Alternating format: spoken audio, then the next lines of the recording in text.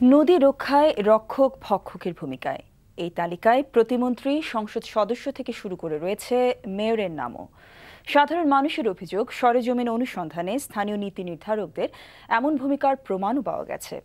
অনেকের সরল জবাবও মিলেছে। কাঁদে নদী কাঁদে সাগর শিরোনামে চয়ন রহমানের ধারাবাহিক প্রতিবেদনের আজ দেখুন দ্বিতীয় পর্ব। পটুয়াখালীর আন্ধারমানিক নদীর মাঝ বরাবর স্থানীয় প্রভাবশালী নেতার ভবন নির্মাণে বাঁশগাড়ার সীমাহীন ব্যস্ততা। প্রায় ৮০ ফুট ভিতরে ভবন নির্মাণে শেষ মুহূর্তের ফিনিশিংয়ে ব্যস্ত নির্মাণ শ্রমিকরা। এরকম আরও ২-৩টি দোকানের মালিক দাবিদার, যিনি নিজেকে পরিচয় দিলেন এক সচিবের ভাই বলে। তাকে পাওয়া গেল কলাপাড়া ফেরিঘাটে। তিনি জানালেন, এলাকার মন্ত্রীকে জানিয়েই তিনি গড়েছেন এসব স্থাপনা। মন্ত্রী সাহেব কিছু জানে না? সে জানে এবং সে প্রচন্ড অ্যাডামেন্ট। বিশেষ করে কলাপাড়ার সিটটা তো আওয়ামী লীগের রেকর্ডই সম্পত্তির মতো মনে হয়।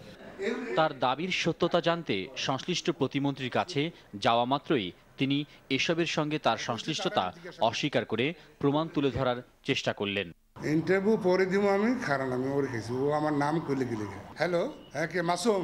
আচ্ছা, ওই যে তোকে এনে নদীর মধ্যে বলে ঘর উঠাইতেছ, এই ঘর উঠাইতেছ কার দার্জি গিয়া? কবে আলাপ করছিস তুই?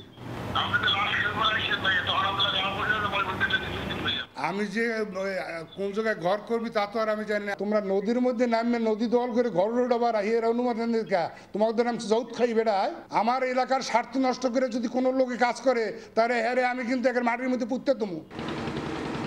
একই জেলার খরস্রোতা রামনাবাদ নদীর প্রায় ৩.৫ একর জায়গা জুড়ে চোখে পড়বে সীমানা নির্ধারক প্রাচীরের। উঁচু করে বালু ভরাট করা হয়েছে সেখানে। এখন তাতে ইট, বালু ও পাথরের স্তূপ। পাশেই স্টেডিয়াম ও পার্কের জায়গা চিহ্নিত করা সাইনবোর্ড। এটা আগে ছিল একটা নদী, তারপর এমপি গোলাম আল্লাহ রনি সাহেব ভরাট করার পর আমরা এই জায়গায় মালামাল উঠাইতেছি। অভিযোগের প্রেক্ষিতে সংসদ সদস্যের জবাব, সরকারের নির্দেশেই বালু ভরাট করেছেন তিনি। জায়গাটা তারা প্রকাশ্যেই বলছেন যে এই জায়গাটা ভরেছেন এমপি রনি সাহেব। অবশ্যই ওখানে আমার নির্দেশেই টোটাল কাজগুলো হয়েছে, যেহেতু আমি সংসদ সদস্য, এবং ওখানে বালি ভরাটের যে অর্থ সেটাও সরকারের পক্ষ থেকে দেওয়া হয়েছে।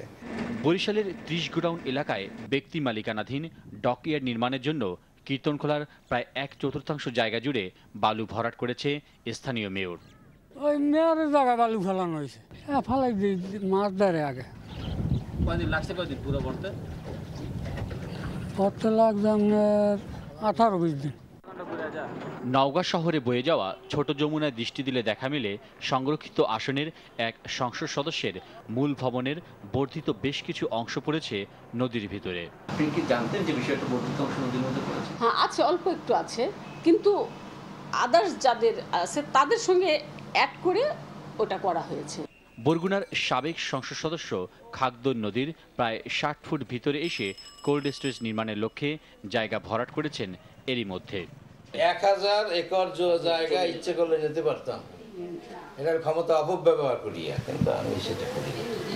অল্প জায়গা নিছে এবং আমার চেয়ে অনেক বেশি জায়গা অনেকেই নেওয়া আছে। আপনি কতটুকু জায়গা নিচ্ছেন? ওখানে আমি নিছি ৪৮%। আমার যে জায়গাটা দেওয়া হয়েছে, 2টা পাশ দিয়ে দেওয়া হয়েছে, যার জন্য করতে পারতেছি না। আরও জায়গা দরকার, আরও জায়গা দরকার। এদিকে নদীর জায়গা দখল করে ব্যক্তিগত পুকুর নির্মাণের বিলাসিতা চোখে পড়ে ঝিনাইদহে। কপোতাক্ষ সংযোগ নদীতে এমন বিলাসিতার চিত্র সাবেক প্রভাবশালী এক সংসদ সদস্য সহ স্থানীয় প্রভাবশালী সরকারি কর্মকর্তাদের বাড়ির সামনে। এটা পুকুর না, এটা গর্তটা কার? আপনার? হ্যাঁ, এটা আমাদেরই গর্ত।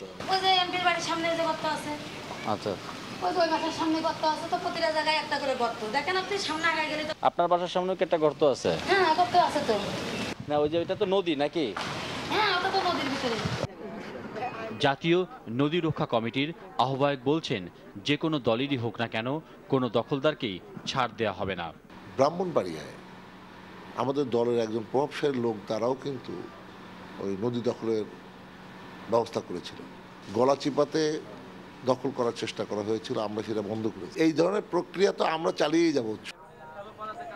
তবে এসব কাজ সময় সাপেক্ষ বলেও দাবি করেন জাতীয় নদী রক্ষা কমিটির আহ্বায়ক। পৈতৃক সম্পত্তির নামে ভরাট করে নদী দখলের নীতি নির্ধারকদের নেপথ্য ভূমিকা উদ্বিগ্ন সাধারণ মানুষ থেকে শুরু করে পরিবেশ বিশেষজ্ঞরা। তাদের বিশ্বাস, এমন ধারণা থেকে বের হয়ে এসে নদী দখলমুক্তের মাধ্যমে নদীমাতৃক বাংলাদেশের সঠিক পরিচয় ফিরিয়ে আনতে কার্যকরী ভূমিকা নেবে এসব নীতি নির্ধারকরা। চয়ন রহমান, এনটিভি নিউজ, ঝিনাইদহ।